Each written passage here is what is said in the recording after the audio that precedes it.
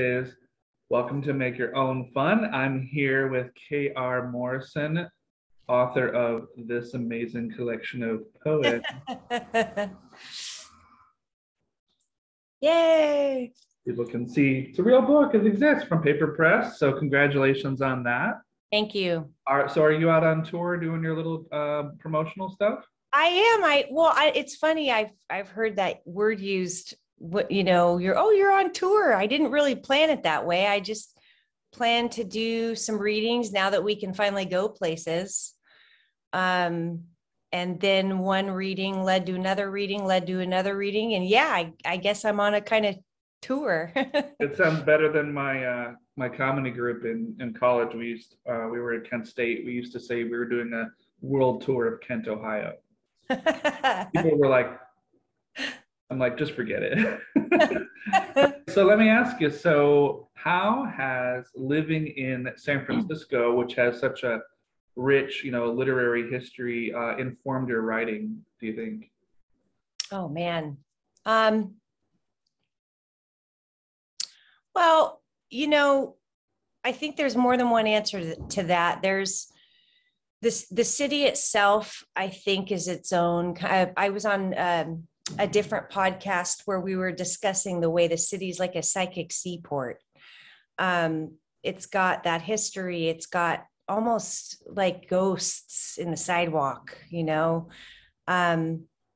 It's got so many different types of people all the time connecting. I mean, the concept of community is just so strong in San Francisco that you're constantly exposed to things that stimulate you to write. And then especially being a teacher and being submerged in teenagers all day that hold this city and hold, just sort of the lifestyles that the city has given their parents and their families and their and struggling to survive there given the cost of living.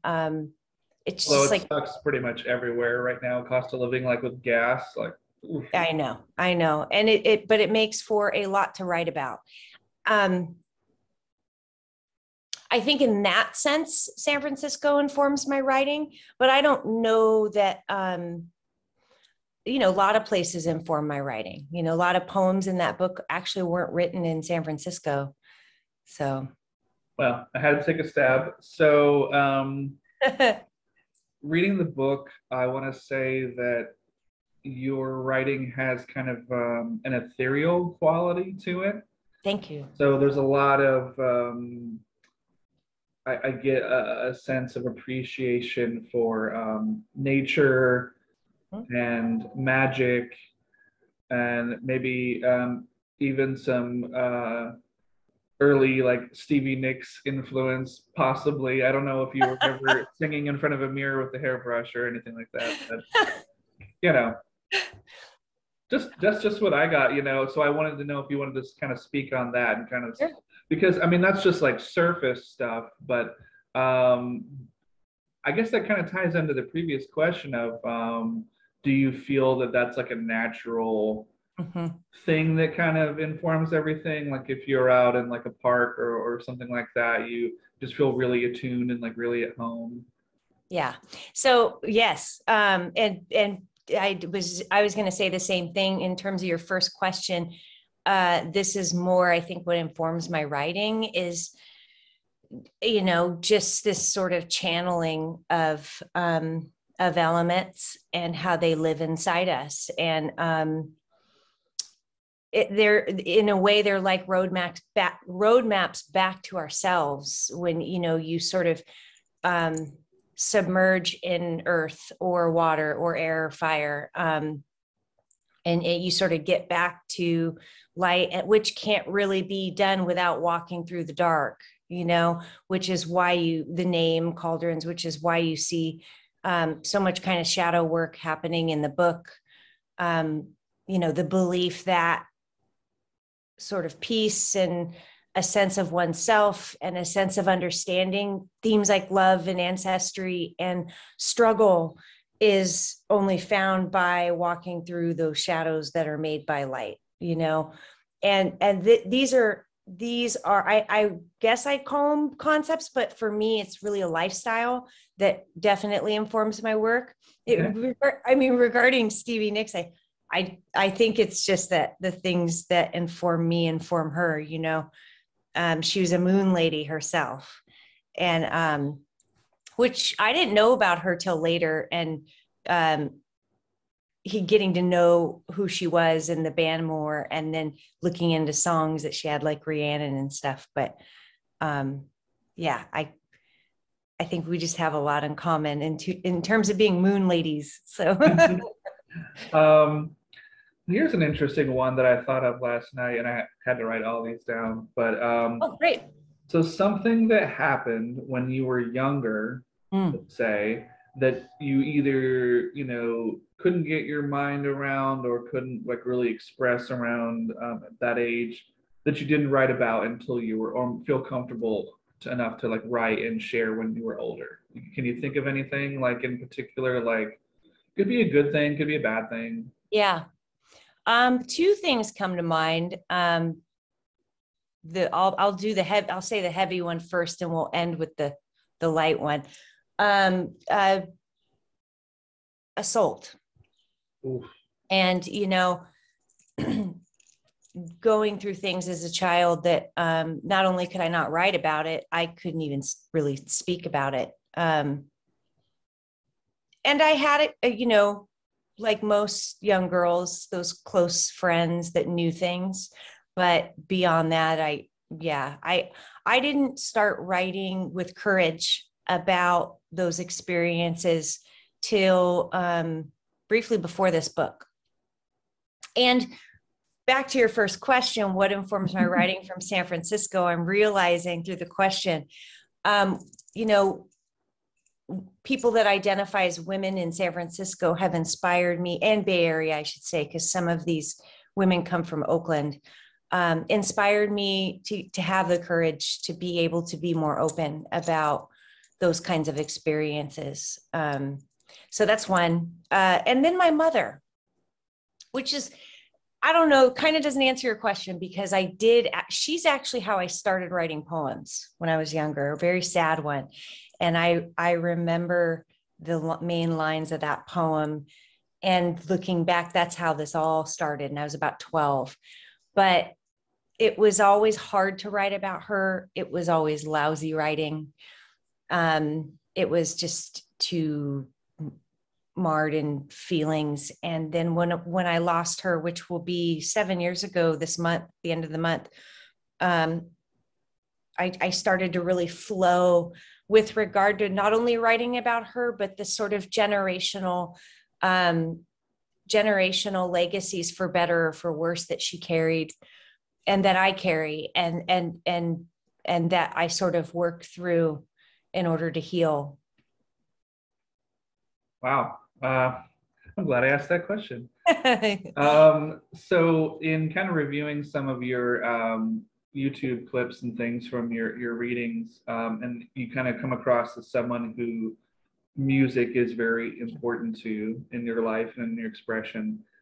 I don't know why, but I kind of was writing this down, and I said she's kind of like coming across as a 1970s singer-songwriter vibe mixed with a 90s shoegazer rock style, but when she's on stage, she's more like punk rock and goth, but like heart on your sleeve. And then I wrote like, am I wrong?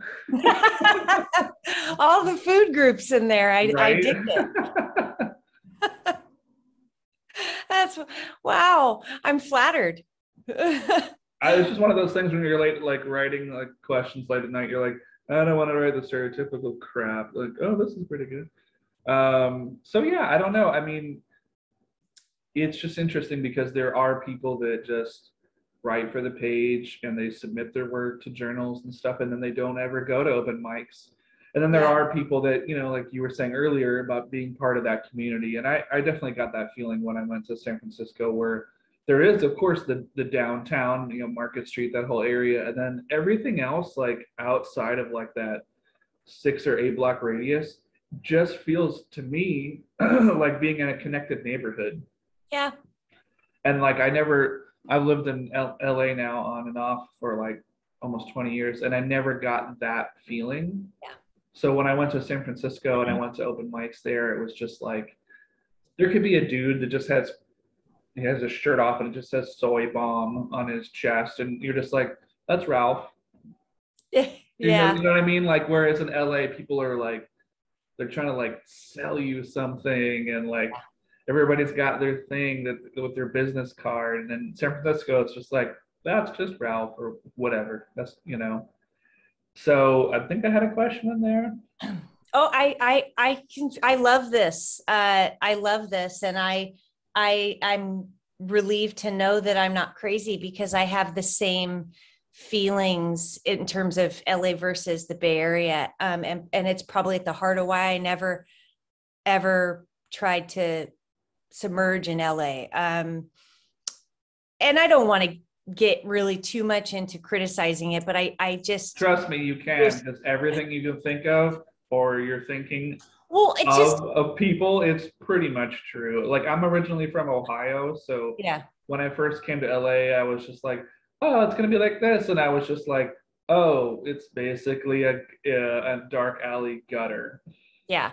I Well, mean, go ahead. I grew up with my dad down near LA. So my mother was Long Beach, Norwalk, Lakewood, Compton, Bellflower, that kind of area. And my siblings that were, and I would see her every other weekend in those regions. But otherwise, I lived with my dad in Huntington Beach. Mm-hmm. So Southern California, I have a really strong reaction to, and it never felt like home.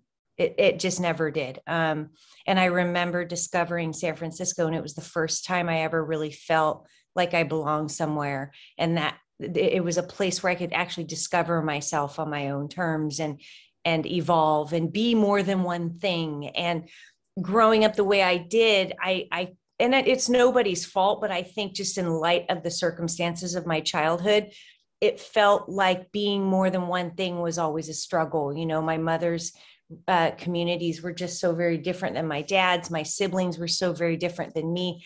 Just the lives in general between life at dad's and life at mom's, it was just so different. And I didn't mind that. And I wanted to be able to be somewhere where I was allowed to be just free to not try so hard, you know. And when I got to the San Francisco and the Bay Area, it felt that way. It felt very liberating. I would just say, like, the first time I went to San Francisco and I, went to like open mics, and I just remember this was like more than 10 or 12 years ago now, but I just remember being there and like walking around and having this feeling of like sighing, but like in a good way, kind of like a total relaxing kind of like, not exorcism or something, but just kind of like, I don't know, you just have this feeling when you're there, you're just at ease, you're walking around. And I walked around, and the first impressions, I was like, why the hell does everyone have like these superhero like calf muscles and stuff? And then I was, after a while walking around, I'm like, oh, I see why, because everything's uphill. But I loved it. Yeah. Well, and then back to the question of art and writing and open mics. Returning home during the pandemic to be near family, I've been sort of reminded of the differences and just the necessity, at least for me as a poet, for a writing creative community. And I don't necessarily just mean, oh, there are writers there are poets there's an art gallery. I mean readings on a regular basis, writing workshops, regular basis, people making things together, sharing them out loud together. There's some, I don't know if it's ancestral or what, but holding poems to myself just doesn't feel natural anymore. And I have to, like last night I was in New York Cafe here in New York, and the life in that room and the magic in that room based on what everybody was sharing and saying, and not just sharing and saying, but what everybody was receiving, like the space between everyone. There's a life force there. There's a currency there that isn't necessarily some like hoity publication or the Pushcart Prize, but it's something that keeps you creating and keeps you healing. And that's, I mean, I think that's, so far, it feels like that's what poets do, is they heal. We're and also inform. storytellers too. If you think about like the great oral tradition, like for example, just the other day I saw the great Viking movie, The Northman, and that was a saga, you know, written 1,000 years ago, and then Shakespeare took the bones of that and made Hamlet. So it's like a story is a story is a story is a story. And it's just, by the time we get whatever was passed around a campfire 1,000 years ago to now, where it's, we've got people in leotards bounding around on a stage, but it's still the same thing where it's like, we're kind of sitting around a campfire. Maybe we're using electric lights and microphones, but it's the same thing. And we're talking about, like, you know, even like the mundane things of like, oh, I had an argument with this jackass outside of the 7-Eleven for whatever reason. But you saying that to a room full of people, not only can people relate, but they're gonna like cherry pick and be like, either like, oh, I know that guy, or I know a guy like that, or like, oh, I want to use that in something I'm writing that I didn't know how to finish. You know, it's everybody works together. Yeah, it's really well said. And there's a, like, you brought up storytelling, there's a conjuring to it, you know, a manifesting and invoking, you know, and in that way, it's like, you know, you were asking me about the magic in my work. It's its own kind of witchcraft, even if you don't thematically write on those topics. You're generating something based on what is being received as much as what's being written on the page. And in that sense, like, I have a newfound appreciation for places like New York or the Bay Area, knowing what it's like to be in places that don't have that kind of community. It's, you can feel the difference as a writer. Yeah, I've read, and you know, I would say more like, I think, me personally, I come across better, or I feel like I can communicate better at open mics where it's just like a coffee shop or an actual, with a, you know, stage and a mic and the light, versus a bookstore where it's just, everybody's just very polite and they're just nodding and they're like saying things. I don't know why, I just picture women like the 80 years old with a bonnet going, oh my, you know, but I know it's not that, but like when you go there and then it's like, you don't want to be, you know what I mean? You don't want to go somewhere and, you know, no one knows you. And granted, you're just there for the 5-minute open mic or whatever before whoever is reading. And then it's just dead silent. And then you finish with your pages, and all of a sudden there's just that one guy in the back of the room that's just, like, I would love that guy. I'll just muppet myself off the stage now. But you know, those, as you, I'm sure, know those types of readings happen, and all the time. And I misunderstand them. You know, it's interesting what anxiety will do to you when you're up there being vulnerable and sharing yourself. And if you just step outside of your body for a second and start thinking about the silence, you're like, wait, do they hate me? And then you come to realize, like, no, they're just listening, and they're making space for what's being said.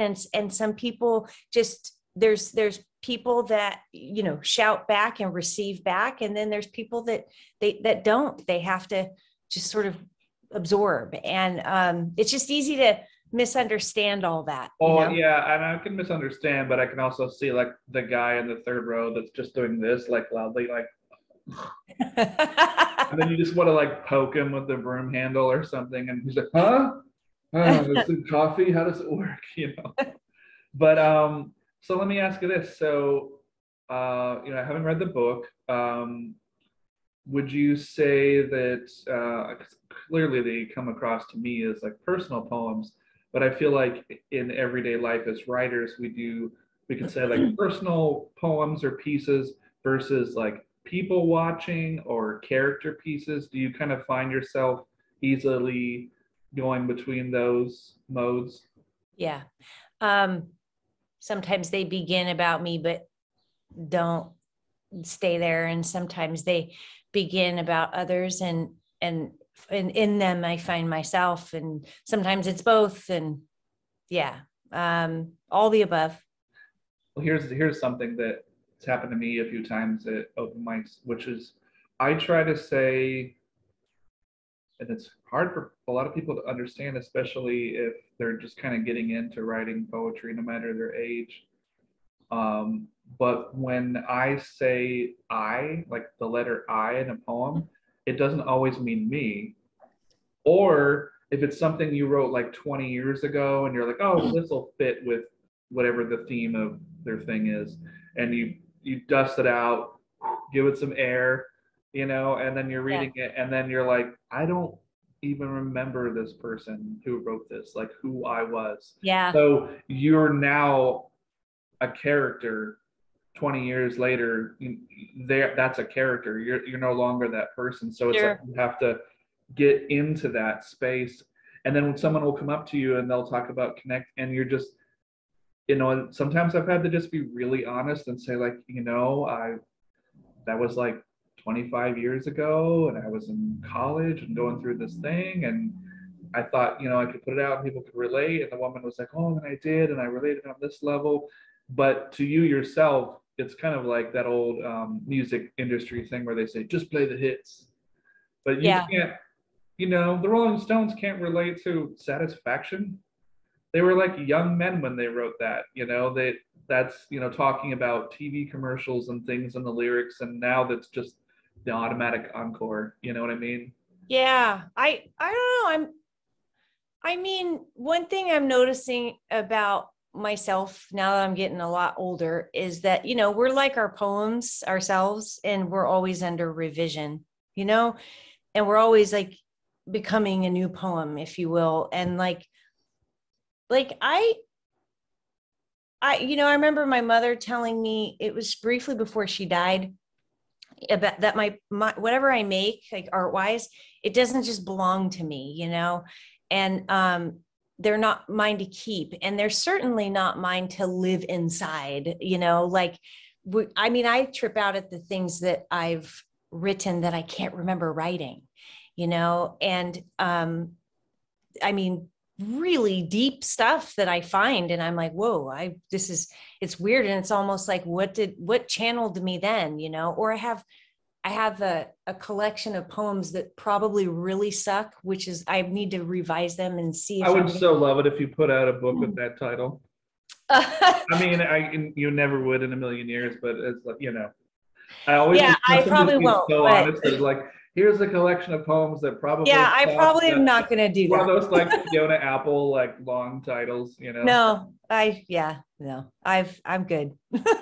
But what was I saying? Oh yeah, I mean, I need to work on this collection if I'm ever going to try to submit it or whatever. But it was, I named it Chainsaw Rage, which is a ripoff from the email of the guy the poems are about. But I reread these poems. So the whole book is about one guy? Yeah. Well, it's not a book. It's a collection of poems. It's like a series of probably 20 something poems that would go in a bigger book. But I was rereading the poems, and they're horrible. I mean, they're like really lousy. They're like lousy, like written, or lousy, like the knives came out kind of thing. Like lousy to that person who they were written about. Like I think neither. I think lousy in the sense that they're just, horrifically like self-absorbed and just mauled in the pain of somebody who doesn't know how to love you well. It's just boring. It's like, boring love poems about a bad relationship. And so, But you know what? I mean, it works for but I'm trying Taylor to answer Swift, your you know? question. I'm trying to answer your question though. The things that we write that we look back on and we're like, whoa, you know, and when I look at those poems, I've grown as a writer where Right. my work doesn't revolve around me and my heartbreak anymore, you know? And I think that matters, like to enlist yourself for bigger things than, you know, not, I mean, we should be able to write about what we want, but I don't know. Right. Well, and the piggyback on that, it's like, you know, and it's happened to me, and I'm sure it's happened to you too. Dating creative people at a certain point, you're going to end up in their art, good or bad, because you're in Yeah. their life. The only responsibility I take as a writer, for good or bad, I try my best um, to not mention the person's name like in the piece, because I think then it's just like you said, it gives it more life. It could be about anything, unless I'm dedicating something to like my daughter or whatever, and I'll put that like under the title. Mm-hmm. But you know, as far as like relationships go, I don't ever say, or try not to, the person's name, No. because Yeah. to me that's like, that's pretty dickish, you know, especially if it's like, you know, the knives come out and you're just like one of those like, how dare you kind of pieces or whatever. Yeah. No, that would be weird. So tell me a little bit about drumming. Um, well, I was a late bloomer. I started drumming at 30 through a student that I had in the classroom who, funny thing, is here in New York and saw me read the other day. And when I began drumming, I started with this band called Harriet, a group of very strong, also well-rounded women in the Bay Area. And we kind of grew up musically together, which led to another band of women called Mangiagati, which in Italian means cat eaters. One of the girls in that band is from Italy. So yeah, that was awesome. Those two bands are still pretty much on hiatus since the pandemic, though. So we will re-resurrect, but I'm gonna have to get back up to the Bay Area more long term in order for us to kick back with rehearsals and stuff. Sleep Bomb is the other one, and that's the one that's really doing things again. It's a group of guys that score metal to old movies or old clips of old movies. And when they need more percussion, they add me. So there's when they do Conan the Barbarian, I play with them. And we recently just did this like horror montage thing with poems overlaid on it, and it was marvelous. And I really hope we get to do that again. But yeah, pre-pandemic, there was a whole lot of drumming going on, and since the pandemic, not as much. How did you get into that? Was it just something when you were younger, you just kind of fell into it, or someone showed you, or you just watched a I concert? so I had this student in class, and oh God, how do I make this short? They knew I wanted to play drums. I in an attempt to make them laugh, I told them, hey, just so you know, I like fantasize about being a drummer in my head, like, you know, like Wonder Years style. Like and I was like air drumming the Cro-Mags in front of them. And they were part of this rock school. And they did, they learned every instrument in that rock school amongst a bunch of other kids.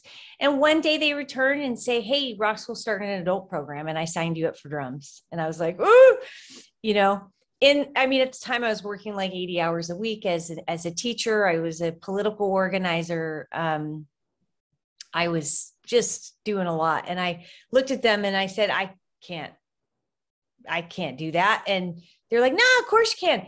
And then I asked how much it cost the school, and they told me, and I said, oh, good. Can't afford it. And it's that age with that fear and age, I'm like 30 years old. I'm like, I'm not going to start playing drums. Like, that's ridiculous. I can't do that, like all that inner anxiety. And then the student went back and told the director that I couldn't afford the program. And that year I had helped students organize protests against the budget cuts. Uh-huh. It was like all over the news, and like a lot of stuff going on with the school. And so, although the the director told the students, tell Miss Morrison, we'll give her a scholarship. Wow. So that's how that started. And when I went into the lessons, I was playing drums really fast, like, and I think because like you air drum in your head and you get a sense of like, and then fast forward through a couple gigs with that rock school, a couple teachers and another student, all women in that rock school, were the ones to contact me and say, hey, we need a drummer. And that's how Harriet started. So Very cool. Very cool. So, yeah. what would you say for you for music, for writing as a prelude or like a doorway into writing? Do you ever like listen to music and Oh then yeah. come up with an idea and then turn the music off or have it on while you're writing? Oh yeah. Music is such a big part of my writing and always has been. Yeah, it's certainly like rhythms and sounds and maybe even just like auras that songs generate will like get me to start writing something, and certainly that music will stay on. um I've had entire soundtracks basically be the framework of a piece of writing I've done. When I did the KAL, the Lisa Morehouse book new release thingy, she asked what you were listening to when you worked on this manuscript, and I thought it was the greatest question ever, and I love that you asked it too, because I think it's a big part of a writer's life, is like what's the sound landscape while you're working on something. Very cool. Very cool. So, Yeah. I just have this one here and it just says the moon question mark. So how has that kind of influenced or I guess it's kind of just weaved its way through all of your writing, right? Yeah. Yeah. Yeah. I remember being very young and living with my dad and spending a lot of time by myself and burying things to her, like literally like making offerings to the moon. And I didn't even know that I was doing that. It just felt like a sort of love gift for the moon. And I didn't remember this till many years later when I felt her calling to me. I felt like the same way, I guess, like a Catholic or would feel about the Blessed Mother, which I have a lot of connections to the Blessed Mother myself. But I feel that way also about the moon. It's just a sort of draw into spirit and all the goddess energy within me, that this world is designed to separate me from. Mhm.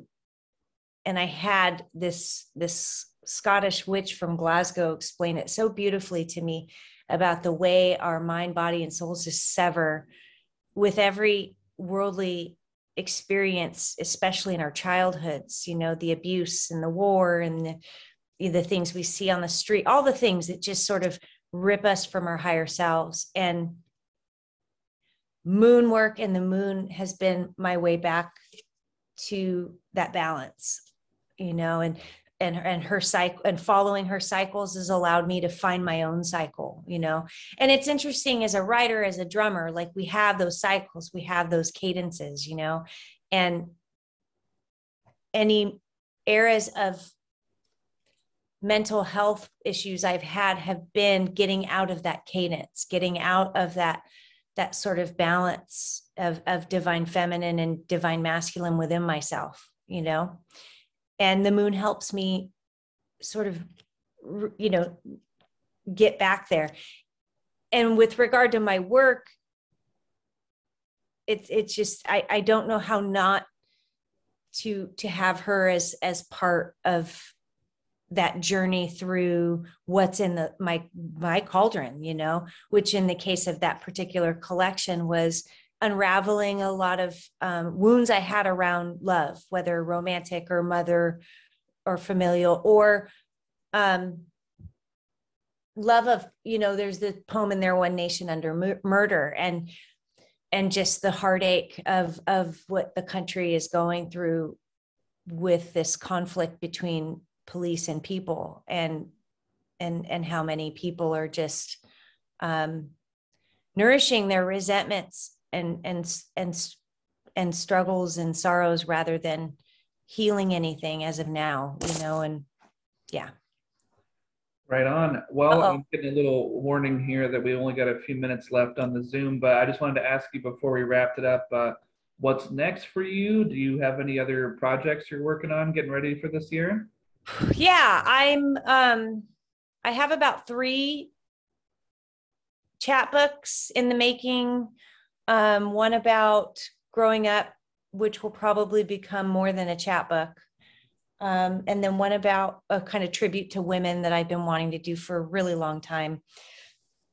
And then a small collection I'm calling Amulets, and I'm trying to get I have an extremely talented niece. She draws, and I'm trying to get her in on it to generate some illustrations for it.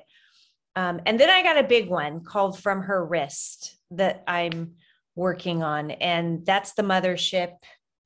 And yeah, lot cooking, lot in the cauldron. Nice. Well, yeah. Thank you again for being on the show. I just want to hold this up again. Yay!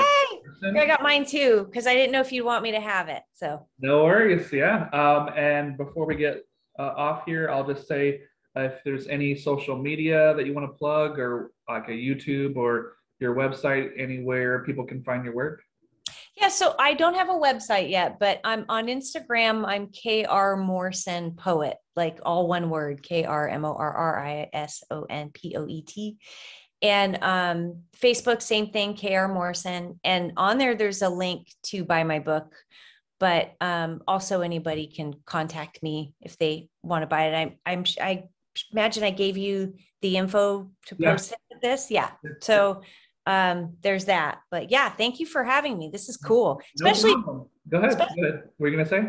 Oh, especially just being in New York and doing what I'm doing, and to like put this in with it. It's beautiful. It's a nice little sort of relaxed meditation, No problem. I really enjoyed talking to you, and this will go up Friday the 6th. So look for it on YouTube.